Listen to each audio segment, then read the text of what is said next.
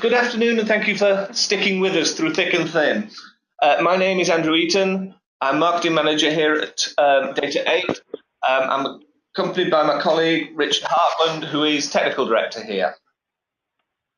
If you have any questions while we're going through things, if you want to type them into the chat, we'll make a note. If we don't get through them all during the actual webinar, given that we've got less time now, we will happily answer questions by email via the BIAZA admin. So we're talking about GDPR and how you as BIAZA members can get ready for it and indeed get the most out of it. It comes into law on the 25th of May, which is not very far away. 1 month, 37 days, 27 working days. I should make it clear at this point that we are not lawyers. We work for a data quality management company and we're offering general but not legal advice. If you feel you need legal advice, we strongly advise you to get appropriate help. So, what are we talking about? Obviously, a little bit on what GDPR is and trying to get into the skin of it rather than the legalese. Who does it apply to? Are you right to be worried about it? What can you do under the current legislation? Because we can all remember, we all know what we're allowed to do at the moment, but what then can we do differently under GDPR?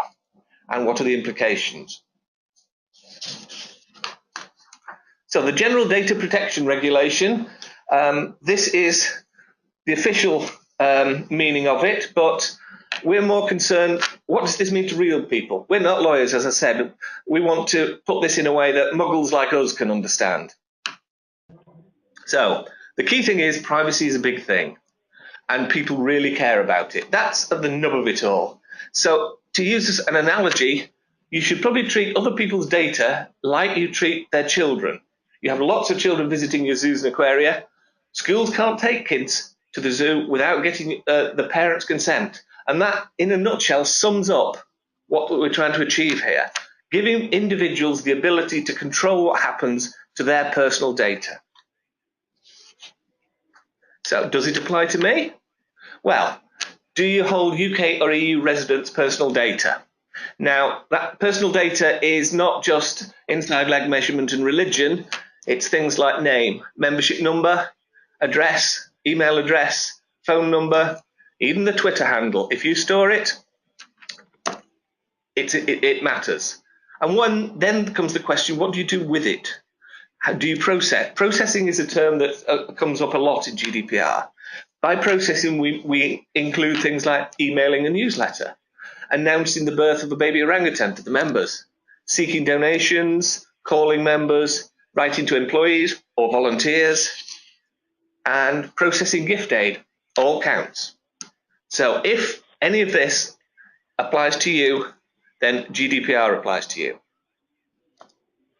What can we do under the current legislation?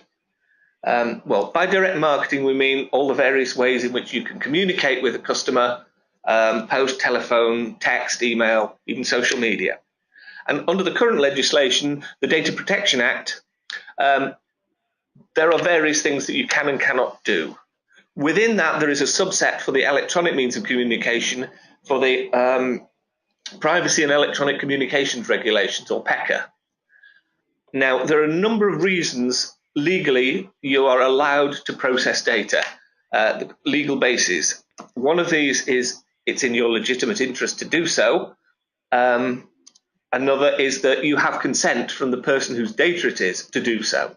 You'll note on here that under the PECA regulations, you are not allowed to use the legitimate interest basis for electronic communications. So the big question is, what changes during GDPR? Virtually nothing on these bases, if we just flick between the two. So the question then is, and I'm asking this of Rich, what has changed? Okay, thank you, Andrew.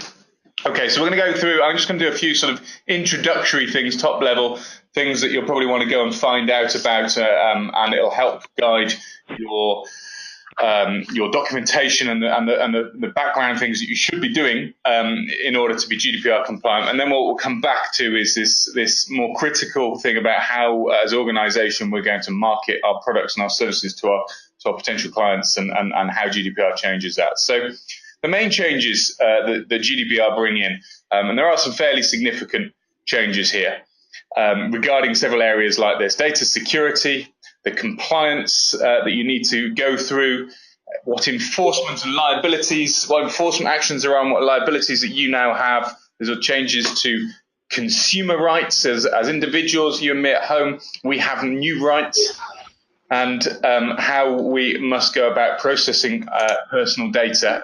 There's changes in all of these areas. Very briefly, just to go through these and show you how they affect before moving on to the consent and direct marketing in a little bit more detail. First area in data security is regarding data breaches. Up until now, if you lost data, you had a breach, and you were under no obligation to do anything with it. To report it. Now you have 72 hours to tell the ICO that you've had a breach of data, and give them all, and then cooperate with them on whatever they want to do with you. So that's a big legal change. So a breach of data means maybe that a laptop with your marketing list goes missing, or your website gets hacked, or you've accidentally sent all your data on a CC rather than using a mailing platform, or something like that. Something like that would constitute data breach. Compliance generally has changed with this overarching view that privacy must be baked into how you work with data. Privacy by design is you've got. There are various assessments and documentation you should go through. Impact assessment. Actually, can I just can you all turn your systems to mute? We're getting a lot of background noise. Thank you.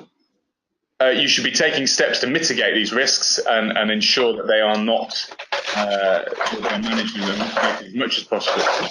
I talked about these privacy impact assessments. These are documentation processes that you should understand your data processes and consider them as a sort of formal way to go through and looking at all of these things and documenting them. And you need to consider whether you need a data protection officer, and larger companies with very large databases and very large reliance on data need to appoint this special person who's got this specific title and reports directly into the board of the data protection officer. I'm not sure that will impact many zoos and aquarium, but it's possible the larger ones might be involved. In terms of enforcement, the big change is the fact that the scale of the fines has changed massively. So we have gone from a situation where the fines were limited up to €500,000. We're now up to 10 million euros, or 2% of global turnover for a minor breach, and double that, 20 million euros for 4% of annual turnover for a bigger breach. So if you are the likes of Facebook, that's one hell of a large fine that potentially the limit can go up to, rather than the €500,000, which is the current breach. So the current limit. So a massive change there. The other points I put there is shared liability, meaning that you're not the only people that could be fined. If, for example, you used an email platform and they lost your data, then they're equally liable for this breach as you are in trusting them with your data. There's some new consumer rights to do with personal processing data. So these three rights that you have as a consumer: data portability, I'll come back to in a moment. The right to erasure, anyone is allowed to say, look, please stop processing my data. Using our analogy again, please, I don't want you to take the kid to the zoo today. It's not. I'm not consenting to it. Or indeed more so, I'm going to take my kid out of that school. That might be a better analogy. And the right to object, so I can say you can go to school, but you're not allowed to go to assemblies. So you can say, I don't want you to do that with my data. In terms of data portability, that kind of applies more on some other organizations, insurance companies or something like that, where you might want to be able to move your data around quickly and easily. we can't really see how data portability applies to I want to change to a different zoo, but maybe you've got some ideas. Okay, let's move on to some of the more sort of day-to-day things that are going to affect you with gaining people and getting people to your attractions. So direct marketing is a form of processing data. We talk about this term processing data throughout, sending direct marketing materials, whichever form you are processing data. Again, we get to these legal terms. You must have a lawful basis to process data. We'll come and look at those in more detail as we go through, and it is important to understand these lawful bases and these options you've got there in order to work out what is lawful and what is allowed going forward. So we'll come back to that as we go through. One lawful basis is consent, which is as it sounds, somebody has allowed us to do something with their data. However, the difference is that GDPR now sets a high standard for consent. We talked about what the difference between GDPR and Data Protection Act is. One of the major differences that you will find is that consent hasn't changed in so much as you have to have consent, but it has changed in terms of the hurdles. There are more of them and they've gone up a bit, so they're harder to get over. So you have to have a look at whether your consent is valid consent. More hurdles to jump here. So that's the official terminology built into GDPR, the legal statement, but let's try and have a look about what that means in practice for whether you have consent to market to one of your customers or not. So the key changes, as I've got on those hurdles there, is that consent must now be unbundled. It must be active opt-in. You've got to say yes. It must be granular, so it must be specific. It can't say it can't be everything in one go. You must name who has got the consent. It must be well documented, and it must be easy to withdraw. And it must be fair. So let's look at those. Unbundled, what does that mean? It must be separate from other terms and conditions. It should not be a precondition. So please tick this box to agree to our terms and conditions. By ticking to this box, you agree to receive further marketing materials. That's bundled. We've bundled the terms and conditions and the marketing into one tick box. That's not allowed going forward. You have to make sure your consent is unbundled. It must be active. That could be in many ways. Someone could say, yes, I agree. It could be a tick box on a piece of paper. It could be written on a piece of paper. It could be a tick box on a website. But it must be ticking an unchecked tick box. There's none of this. They've cleared up that whole clarity on when people use the negatives and even double negatives to untick, please do not market me if I untick this tick box. It's now clearly untick to start with. You must tick it in order to opt in to give consent. A statement equally works. Do you want to be on our newsletter is very clear. It doesn't need a tick box. It does, but it's very clear what you have done. If you've said, do you want to be on our newsletter? Please put your email address here. That's a clear statement. That equally infers consent. So we're suggesting, please tick this box to agree to Data Rate's terms and conditions is one. And then another, if you would like to receive Data Rate's monthly newsletter via email, tick this box. You can opt out at any time by visiting our website. That's a compliant way of gaining consent. It must be granular. It cannot be vague or blanket. It needs distinct processing operations wherever possible. So one good example of that, it might be that you break down your consents in terms of this is taken from the Oxfam website here, and this breaks it down to says if you want email, you can agree to email. If you want telephone, you can agree to telephone. So it's broken those two things down. There's two different granular options on how you might receive notifications from them. It must be named. So your consent statement should say your organization on it. So they know, the individuals know exactly who they are giving their consent to. And third parties has been something that has been a tradition in collecting data over the last 15, 20 years.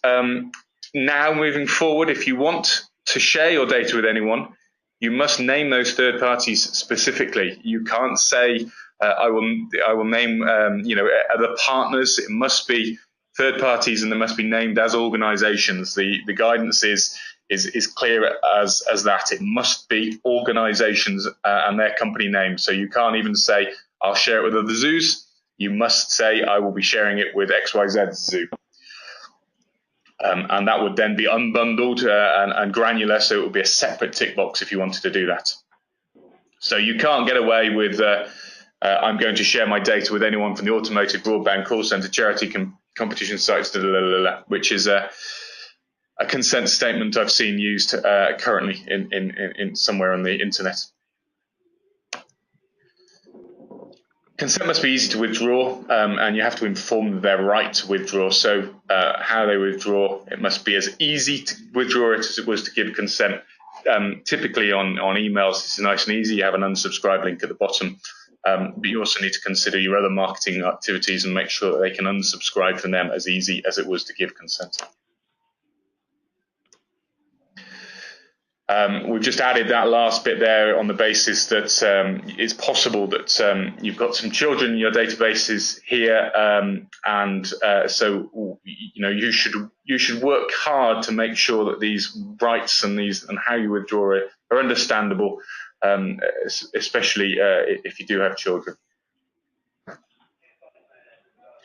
So we come to this sort of fundamental question, really, with everyone's database that everyone's asking right now, which is that I've got a marketing list. I'd like to carry on using it. I'm using consent, at least I think I'm using consent. Are they good enough? Well, you've got to ask this question: do they meet those criteria, those hurdles that we put down there, those 6 hurdles we've just gone through and explained? Does your consent meet this criteria? If it's yes, yeah, you're all good to go, and you can carry on using consent as your method for communicating with your clients, and you're all good to go. And if it's no, you've got 3 choices. One is you've got a few days left to go through and see if you can upgrade your consent. There's some fairly high-profile people that have done this. If you've been to Man United or seen Man United on the telly recently, all of their advertising hoardings have been dedicated to showing adverts to say, we've taken you off our mailing list. If you want to go back on our mailing list, you need to let us know. They've reconsented everyone on their database. That's happening. Alternatively, you can stop processing. You could choose not to market to those people anymore and presumably delete that data because you have no reason to keep it anymore. Or you could consider a different legal basis, and we'll have a quick look at what the obvious legal basis there in a moment.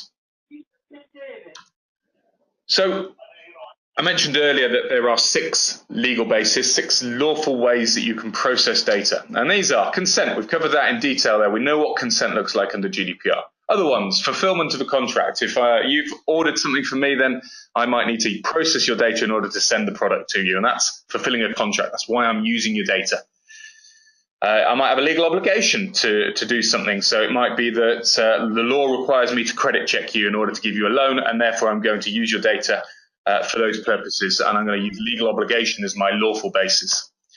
It might be that the reason I'm texting you is because I believe you're at risk from some sort of vital interest. So maybe there's a tsunami on the way or something like that. But it's legal for us to use vital interests, probably less relevant to the audience today. Or it's necessary in a public interest task. So perhaps there's the water's got a problem with the water, and we need to contact everyone on that street. So again, you can process data on that basis. That's a lawful basis. This last one here is something called legitimate interest, which is the most wide-ranging and the most complicated, and the one that most comments that we're getting is all about. Legitimate interest is the base is it is in your commercial legitimate interests to process the data. It's in there because primarily there's a lot of reasons for processing the data that don't come under consent and are valid. And GDPR makes it explicit that says this is what legitimate is. And this last bit, again, this is a bit of legalese, which you can see on the slides if you want to read that in your own time. But the last sentence there I read out is the processing of personal data for direct marketing purposes may be regarded as carried out for legitimate interest. So they are detailing here that it is an argument for you to say, I can direct market to you using my legitimate interest. And this is the one that's creating a lot of interest in direct marketing circles. So the ICO have said that no consent is needed if you have a genuine and legitimate reason to use them.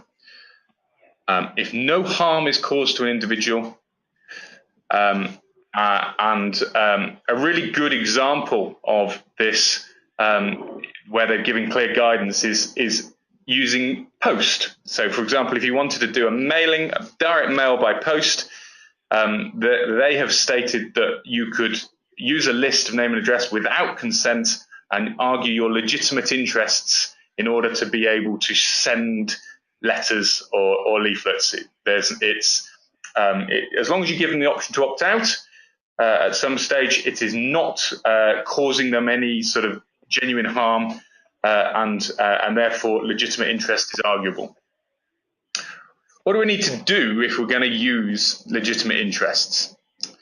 There's a process to go through here, and we can provide more information on this if you want to rely on this. But the first thing you need to do is go through this balancing act. The rights of the individual against your interests. We have, as an organisation, we have an interest in saying we want to drum up support for our organisation. We want people to come, but they have rights, and we need to balance those two against each other. So, for example, if we were arguing that we wanted to call everyone that we've ever heard of, and we found that some of the numbers were on the telephone preference service, the TPS, our argument there would be that right that they have has overridden our legitimate interests. So the balancing act has not succeeded in that case of allowing us to call somebody who's on the TPS. But it doesn't stop us calling. Maybe we can still argue that that legitimate interests allows us to call somebody who's not on the TPS, as long as we give them the option to opt out. We need to document that whole process, that balancing act that we've gone through. The whole process is a thing called a legitimate interest assessment, a documentation. There's some templates out there that you can download. You need to document that and show what arguments you've been through, how you balanced it, and what conclusions you arrived at. You need to write a privacy policy, and that privacy policy needs to be clear and written in a friendly, easy to read way to say exactly what you're going to do with your data. So if you're planning on using legitimate interests, you need to state that in your privacy policy, and you need to state why you're doing that and where you'll be processing the data for them, so that they can see that and make them and inform them of your privacy policy and make that easily available to them. And you always need to, and in all of this, give your individuals the opportunity to object, to opt out, to say, I no longer want you to use my data.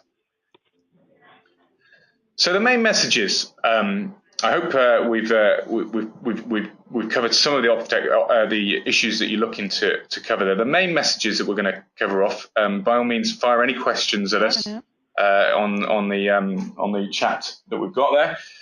The main messages are: yes, GDPR applies to you if you store personal data, and it's pretty much a given that you all store personal data. You've got to report data breaches if you've got a problem. You've got a legal obligation. You get very much in trouble if you get found out without doing that. Individuals have now got some rights. We go back to this analogy of parents are the owners of the children, and they don't stop losing those rights when the children are at school or at the zoo. It's still theirs. If they want to withdraw the right for the child to be at school, then that's a very similar analogy to an individual withdrawing their right to data being anywhere that it is. You need to respect those rights. If you are using data processors, and you will be if you are, for example, using a email platform to send emails, or if you are using a mailing house to send mailing, or if you're using a data cleansing company to cleanse your data and tidy up data, then you will be processing your data. You need to check that your contracts are GDPR compliant and that they've got all the relevant new clauses in. So you need to ask your suppliers that they've made them GDPR compliant. Direct marketing activities are affected. Direct marketing activities are able to continue. It isn't the case to say that everything must stop, but you are going to have a careful think about whether you've got consent or whether you're going to use legitimate interest, and you're going to go away and document all of that.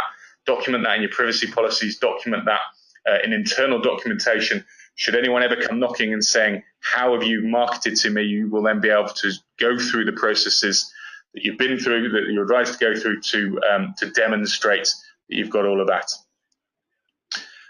So that's saying the same thing. Check your consents are GDPR compliant, and you've got over these new hurdles that GDPR put in place, or justify your legitimate interests in marketing to these people.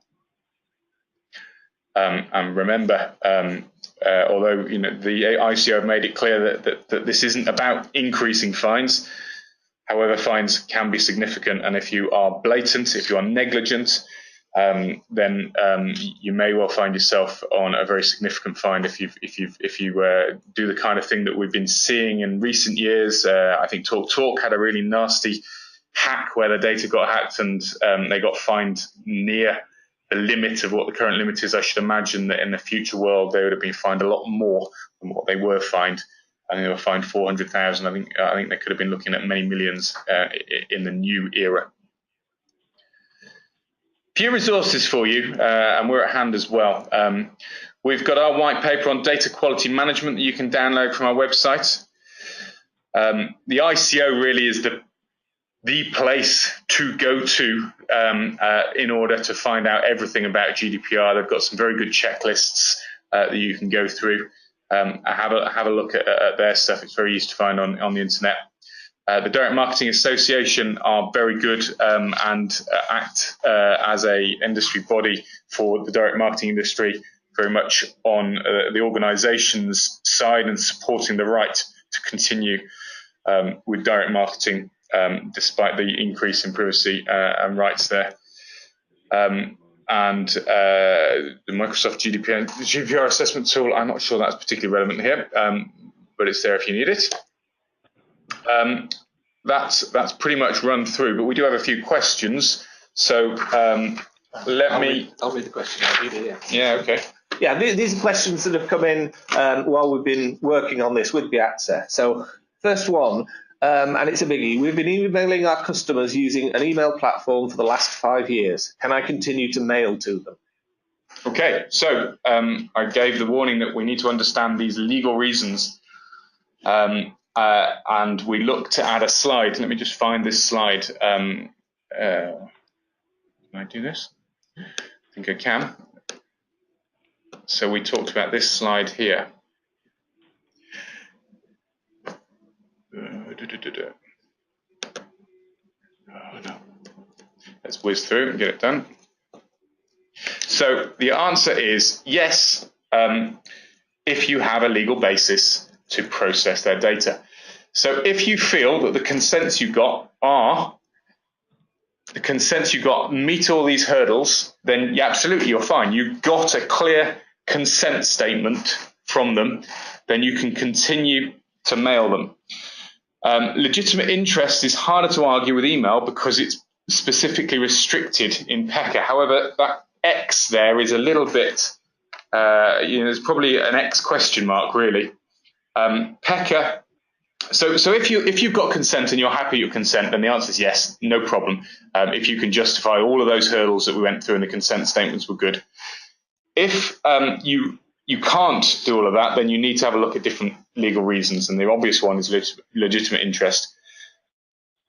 Getting slightly legalese here, PECA, Privacy Electronic Communications Regulations, allows you to email customers based on something called the soft opt-in. The soft opt-in is an allowance that says if they've traded with you and you've dealt with them and you've sent them an email following up from their order and you gave them the reason to opt out, and then all marketing materials from that point onwards, you've given them the reasons, the option of opting out, then that qualifies as a soft opt-in.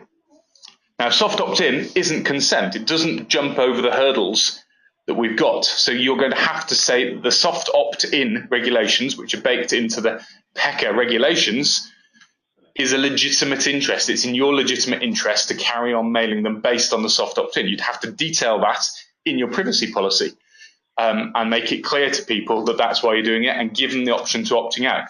But on the basis that you have been mailing them for 5 years and you're using the soft opt-in, it would be perfectly viable for you to argue that, to document that in your internal documentation and in your privacy policy, to say that you're using legitimate interests on the basis of the soft opt-in. I mean, you know, the thing to say really is to ask yourself some honest questions. Is everyone in there happy to be on that database? You've been emailing for 5 years. If what you've got is a list that you bought off somebody, you know, somebody you don't really know, and you yourself think this is pretty much just optimistic, shall I say, spam, then you're in trouble. You're gonna get into trouble if it's that. But if these are people that have visited, have got a clear interest in your organisation, that you've been communicating them for a long time, and you're going to argue the soft opt-in, then you're on much stronger footing to argue the legitimate interest, to document that all up. So yes, it's entirely possible to continue using them, but you do need to think about which reason you're going to use, consent or legitimate interest, and you then need to go away and document that for your own protection if anyone ever comes knocking and says, why have you done this? Does that answer the question? I think so. Okay, next one. If someone bought tickets on an EPOS system and signs up to a newsletter, how can we record that consent?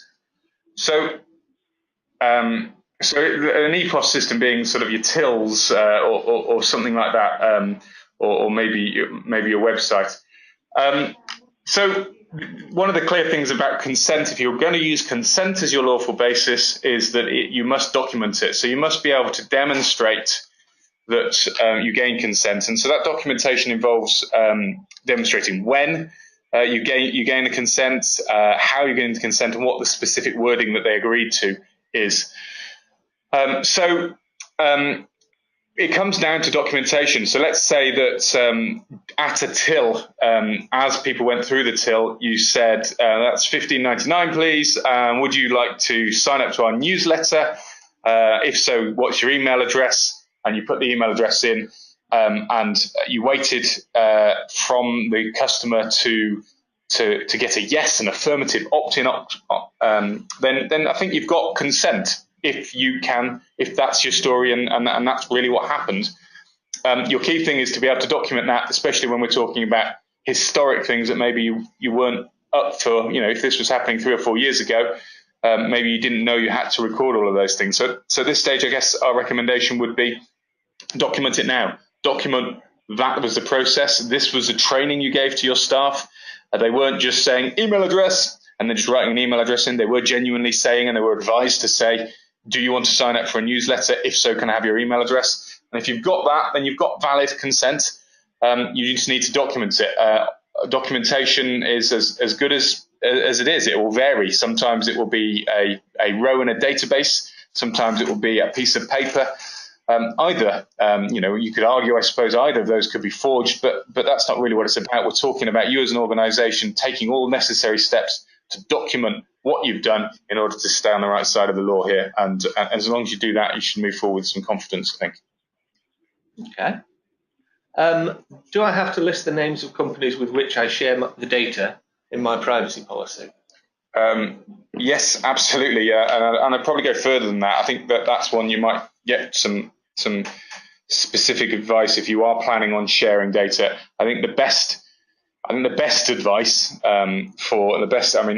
best advice, there's 2 things to consider here.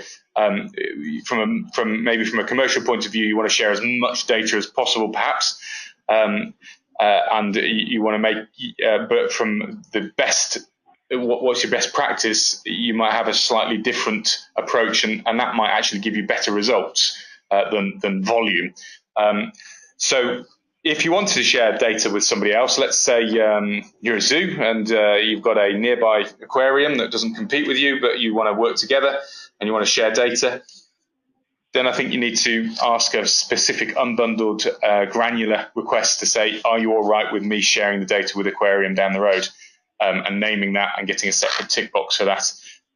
That would be the best advice.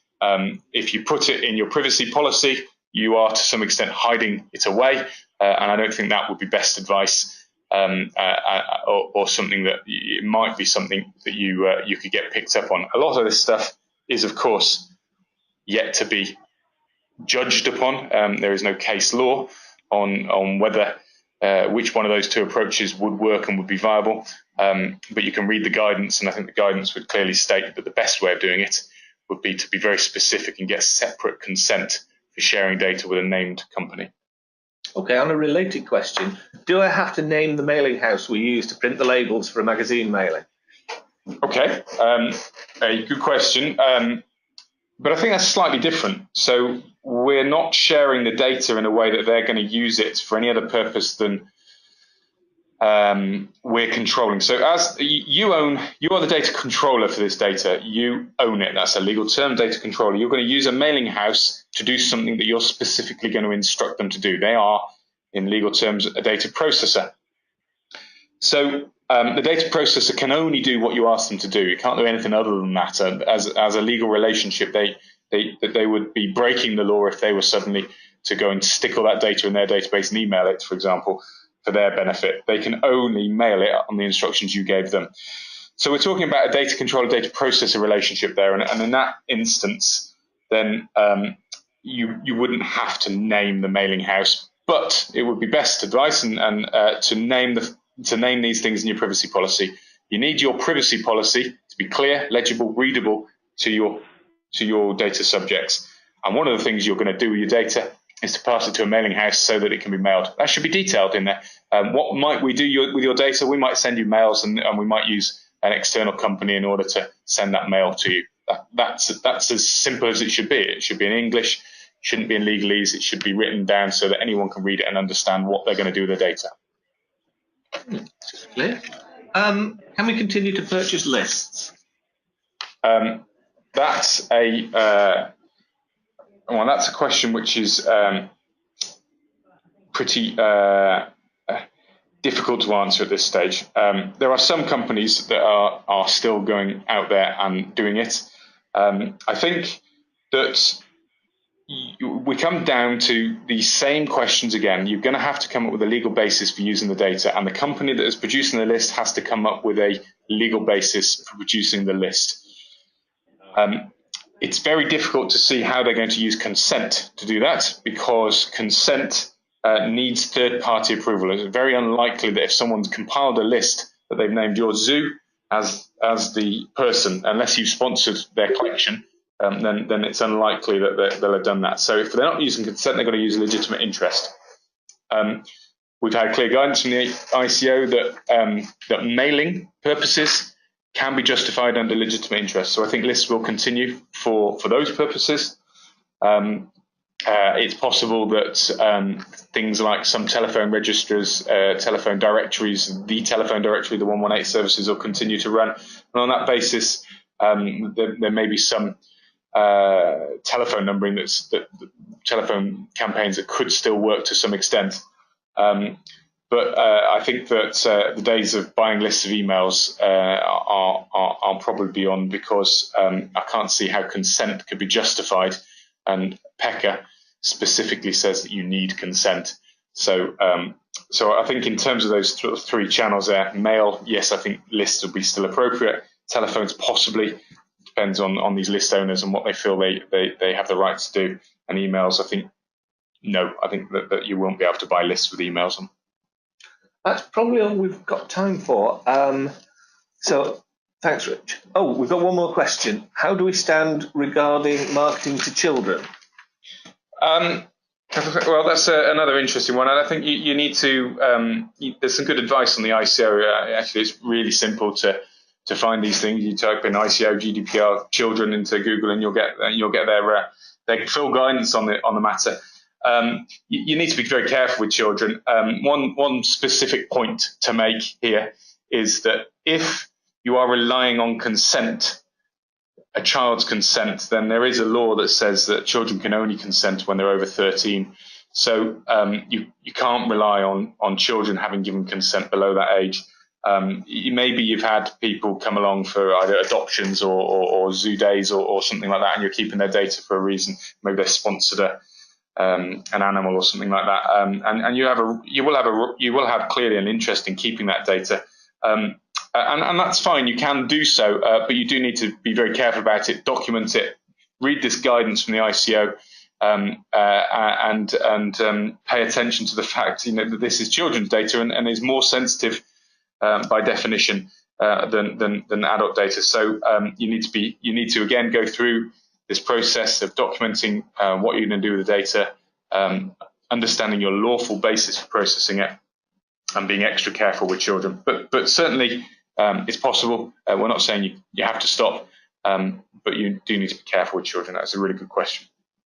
Okay. Well, thanks for that, Rich. I'll repeat, this webinar will be available on the BIAZA website, as will the PowerPoint file that accompanies it. If you want it, feel free to use it for training, if it helps training your own staff. We have also produced a PDF guide which goes into a little more detail in some of these subjects, and that's aimed specifically at members.